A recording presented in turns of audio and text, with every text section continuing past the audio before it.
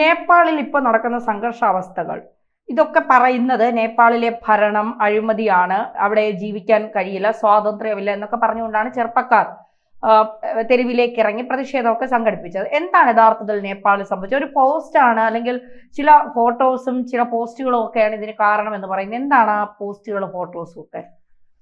അതായത് ഈ സോഷ്യൽ മീഡിയയിൽ പ്രചരിച്ച, അതായത് നേപ്പാളിലെ ഭരണം കൈയാളുന്ന പല നേതാക്കളുടെ മക്കൾ അല്ലെങ്കിൽ ഭാര്യ അല്ലെങ്കിൽ അവരുടെ ബന്ധുക്കൾ, ഇവരൊക്കെ സോഷ്യൽ മീഡിയയിൽ പ്രചരിക്കുന്ന വളരെ ഗ്ലാമറസ് ആയിട്ടുള്ള, അതായത് വളരെ എന്താ പറയുക, ആഡംബര ജീവിതം നയിക്കുന്ന, പല സ്ഥലങ്ങൾ സന്ദർശിക്കുന്ന, ടൂറുകൾ നടത്തുന്നതിൻ്റെയൊക്കെ ഫോട്ടോസും വീഡിയോസും പോസ്റ്റുകളായും റീലുകളായിട്ടൊക്കെ നിരന്തരം പങ്കുവച്ചുകൊണ്ടിരിക്കുന്നു.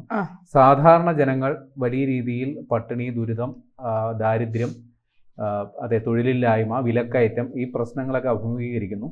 ഇതിൻ്റെയൊക്കെ ഒരു സ്വാഭാവികമായി ഉണ്ടായ എന്താ പറയുക, പ്രതികാരമെന്നോ പ്രതികരണമെന്നോ പറയാം. അതാണ് നേപ്പാളിൽ ഉണ്ടായ ഭരണ അട്ടിമറിയിലേക്ക് നയിച്ചത്. ഇപ്പോൾ നേപ്പാളിൽ നിന്ന് കിട്ടുന്ന വിവരങ്ങൾ പ്രകാരം അവരുടെ മുൻ ചീഫ് ജസ്റ്റിസ് സുശീല കർക്കി അവർ ഇന്ന് തന്നെ അവിടുത്തെ ഇടക്കാല ഭരണകൂടത്തിൻ്റെ പ്രധാനമന്ത്രിയായി ചുമതലയേൽക്കും എന്നുള്ള ഒരു വാർത്തയാണ് ഏറ്റവും ഒടുവിൽ നമുക്ക് പങ്കുവെക്കാൻ പറ്റുന്നത്. പല പേരുകളും അവിടെ ഉയർന്നു വന്നിരുന്നു. ഒരു കുൽമാൻ ഗൈസിംഗ് എന്ന് പറയുന്ന ഒരാളുടെ പേര് ഉയർന്നു വന്നിരുന്നു. അതേപോലെ കഠ്മണ്ഡുവിലെ മേയർ ബലേന്ദ്ര ഷാ, അയാളുടെ പേര് ഉയർന്നു വന്നിരുന്നു. അവസാനം ഇപ്പോൾ എത്തിയേക്കുന്നത്, അതായത് സൈന്യത്തിൻ്റെ താല്പര്യം കൂടി പരിഗണിച്ചാണ്, അശോക് രാജ് സിഗ്ദൽ എന്നാണ് സൈനിക മേധാവി, അദ്ദേഹത്തിൻ്റെ കൂടെ താല്പര്യം പരിഗണിച്ചാണ് അവിടുത്തെ പ്രസിഡന്റ്, അവിടുത്തെ രാഷ്ട്രപതി നിലവിൽ മുൻ ചീഫ് ജസ്റ്റിസായ സുശീല കർക്കിയെ ഇപ്പോൾ ചുമതല ഏൽപ്പിച്ചിരിക്കുന്നത്. ഒരുപാട് വെല്ലുവിളികൾ ഇതുമായി ബന്ധപ്പെട്ട് നേരിടുന്നുണ്ട്. കാരണം നേപ്പാൾ ഭരണഘടന പ്രകാരം ഒരു ചീഫ് ജസ്റ്റിസിന് ഇത്തരത്തിലുള്ള അധികാര പദവികളിലേക്ക് എത്താനായിട്ടുള്ള നിയമപരമായ തടസ്സമുണ്ട്. പക്ഷെ അതിരിക്കെ തന്നെയാണ് ഈ ഒരു വനിത കൂടിയായ സുശീല കർക്കിയെ ഈ ഒരു ചുമതലയിലേക്ക് കൊണ്ടുവരുന്നത്. ഉറപ്പായിട്ടും അവിടെ മറ്റൊരു പ്രതിസന്ധി കൂടി തന്നെ ഉണ്ട്. കാര്യം നിലവിലെ അവിടുന്ന് പലായനം ചെയ്യപ്പെട്ട, അവിടെ നിന്ന് നാടുകടത്തപ്പെട്ട KP ശർമ്മ ഒലി നേതൃത്വം നൽകുന്ന ഭരണ സമിതിക്ക് ഇപ്പോഴും പാർലമെൻറ്റിൽ ഭൂരിപക്ഷമുണ്ട്.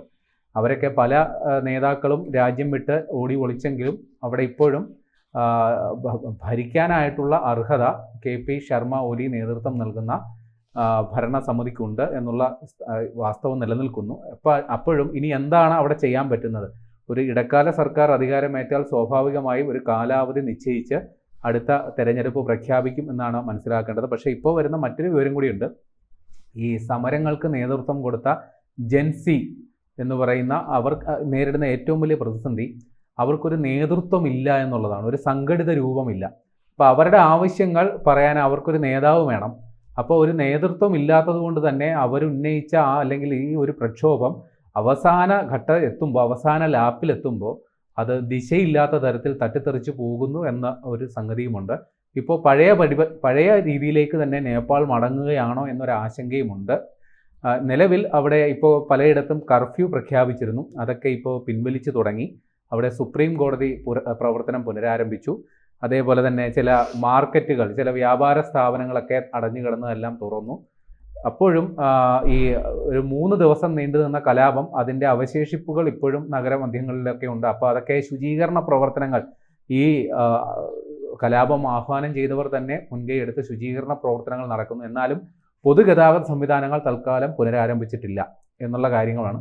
ഇനി എന്താണ് ഇത്ര വലിയൊരു പ്രശ്നത്തിലേക്ക് പോയത് എന്നുള്ളതാണ്.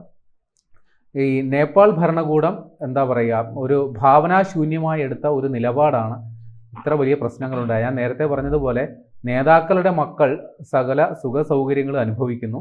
അവർ വിദേശ രാജ്യങ്ങളിൽ പഠിക്കുന്നു, അല്ലെങ്കിൽ അവിടെ ജീവിതം ചെലവഴിക്കുന്നു, അവിടെയൊക്കെ നിരന്തര സന്ദർശനം നടത്തുന്നു. ഇതിൻ്റെ എല്ലാം ചിത്രങ്ങളും മറ്റും അവരുടെ സോഷ്യൽ മീഡിയ ഹാൻഡിൽ വഴി പുറത്തുവിടുന്നു. അപ്പോൾ അവിടുത്തെ സാധാരണക്കാരായ യുവജനങ്ങൾ, അതായത് 30 വയസ്സിൽ താഴെയുള്ള ജെൻ സി എന്ന് വിശേഷിപ്പിക്കപ്പെടുന്ന വിഭാഗം, അവർ വല്ലാത്ത അസ്വസ്ഥതയായിരുന്നു. കാര്യം വളരെ പരിമിതമായ ജീവിത സാഹചര്യമാണ് അവർക്കുള്ളത്. തൊഴിൽ എന്ന് പറയുന്നത് ഇല്ല, തൊഴിലില്ലായ്മ രൂക്ഷമാകുന്നു, പട്ടിണി, ദാരിദ്ര്യം, വിലക്കയറ്റം, ഈ പ്രശ്നങ്ങളിൽ പൊറുതിമുട്ടുമ്പോഴാണ് അവരുടെ ഏക ഒരു എന്താ പറയുക വിനോദോപാധി എന്ന് പറയുന്ന സോഷ്യൽ മീഡിയയാണ്.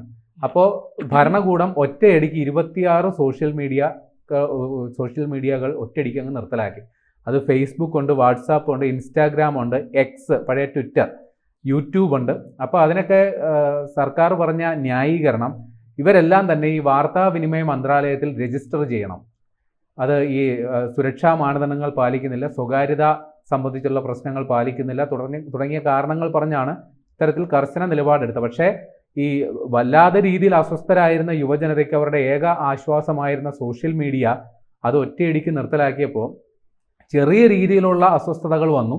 അത് ഈ കഴിഞ്ഞ 4-ാം തീയതിയാണ് ഈ നടപടി ഉണ്ടായത്. അന്ന് തന്നെ ഈ 4-ാം തീയതി രാവിലെ 9 മണിക്ക് കഠ്മണ്ഡുവിൽ അവരുടെ ഒരു മൈത്തി ഘർ എന്ന് പറയുന്ന ഒരു സ്ഥലം, അവിടെ ഈ പ്രക്ഷോഭകാരികൾ ഒത്തുകൂടി സമാധാനപരമായൊരു പ്രതിഷേധമാണ് തുടങ്ങിയത്. പക്ഷേ ഇതിനിടയിൽ ഈ ചെറുപ്പക്കാരാണല്ലോ, അവരുടെ ഇടയിൽ ചില ബൈക്ക് 2 വീലർ കൈവശം വെച്ചിരുന്ന കുറച്ചധികം പേരുണ്ട്. അവർ ഈ ബൈക്ക് റേസിംഗ് പോലെ നടത്തി ഈ പാർലമെന്റ് മന്ദിരത്തിന് ചുറ്റുമുള്ള ഈ ബാരിക്കേഡുകൾ 2-3 ഇടിച്ചങ്ങ് മറിച്ചു. അതോടുകൂടി ഈ പ്രക്ഷോഭകാരികൾ ഈ പാർലമെന്റിനകത്തേക്ക് തള്ളിക്കയറി. പിന്നീട് ഒരു കലാപം രാജ്യവ്യാപകമായ പ്രതിഷേധത്തിന് വഴി തുറന്നു. ഇപ്പോൾ പാർലമെന്റ് അവിടെ തീവച്ച് നശിപ്പിച്ചു. അവിടുത്തെ ഈ സമയത്ത് തന്നെ കലാപം വലിയ രീതിയിൽ വരുന്നു എന്ന് മനസ്സിലാക്കി അടിയന്തരമായി അവിടെ മന്ത്രിസഭ ക്യാബിനറ്റ് യോഗം ചേർന്നു.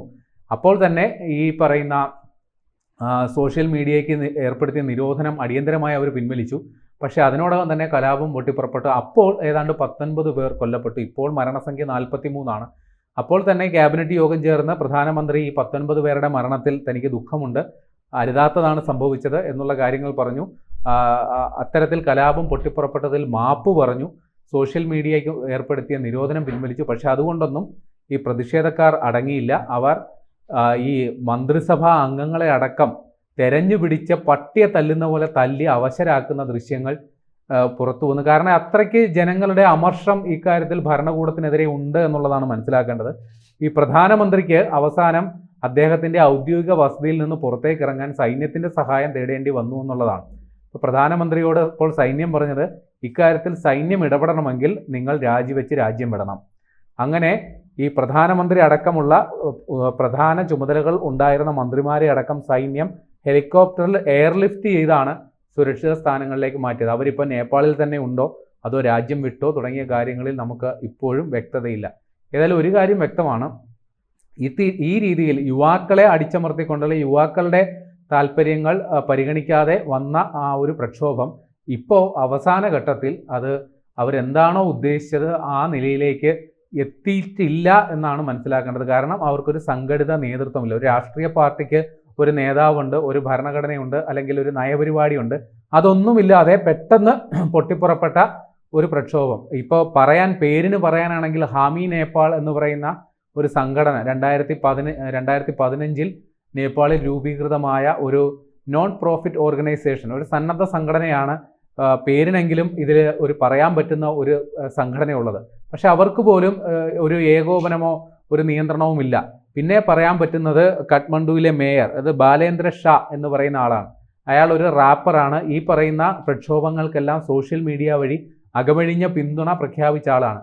പക്ഷെ അയാൾക്ക് പോലും ഇപ്പോൾ ഇവരുടെ പ്രധാനമന്ത്രി പദവിയിലേക്ക് എത്താനായിട്ട് വലിയ താല്പര്യമില്ല. ഇത്രയും വലിയൊരു ഭാരിച്ച ഉത്തരവാദിത്തം ഏറ്റെടുക്കാനുള്ള പ്രാപ്തി തനിക്കില്ലെന്ന് അയാൾ പോലും സ്വയം തിരിച്ചറിയുന്നു. സൈന്യം തിരിച്ചറിയുന്നു. അതായത് ഈ യുവാക്കളുടെ ഒരു ചോരത്തിളപ്പിനപ്പുറം ഒരു രാജ്യഭരണം ഇവരുടെ ആവശ്യങ്ങൾ പരിഗണിച്ച് രാജ്യഭരണം ഇവർക്ക് കൈമാറുന്ന തരത്തിലുള്ള നിലപാടിലേക്ക് പോയാൽ രാജ്യം അസ്ഥിരപ്പെട്ടു പോകുമെന്നുള്ള നിലപാട് അല്ലെങ്കിൽ ഒരു തിരിച്ചറിവ് സൈന്യത്തിനുണ്ട്. അതുകൊണ്ടാണ് ഇപ്പോൾ ഒരു കാര്യപ്രാപ്തിയുള്ള അല്ലെങ്കിൽ കുറച്ചുകൂടി സർവസമ്മതയായ അല്ലെങ്കിൽ ഒരു വനിത ആയ സുശീല കർക്കിയെ താൽക്കാലിക പ്രധാനമന്ത്രിയാക്കി നിയമിച്ചുകൊണ്ട് ഒരു താൽക്കാലിക ഭരണകൂടം അവിടെ വന്ന് സാവധാനം പഴയ രീതിയിലുള്ള ജനാധിപത്യ വ്യവസ്ഥയിലേക്ക് തന്നെ മടങ്ങിപ്പോകാൻ നേപ്പാൾ ഇപ്പോൾ തീരുമാനമെടുത്തിരിക്കുന്നു.